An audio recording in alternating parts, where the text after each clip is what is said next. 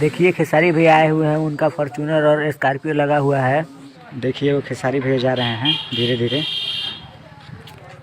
देखिए देखिए खेसारी भैया जा रहे हैं घर का पूरा काम देखने के लिए कि कहाँ तक हुआ है।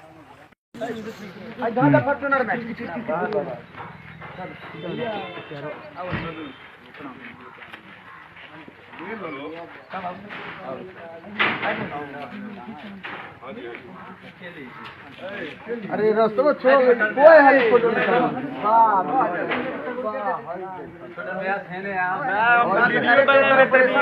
चैनल पर छोड़ दे। ऑपरेशन कम से कम 5 लाख के होला से निकल जाई मिला के नया चैनल अरे हो गई छोटा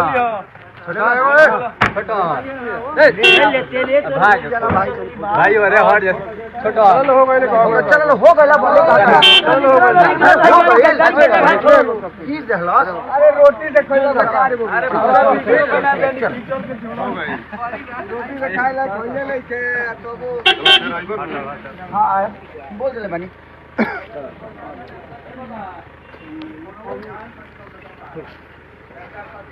चलो हो गनु बैठ कर लो नु भाई पे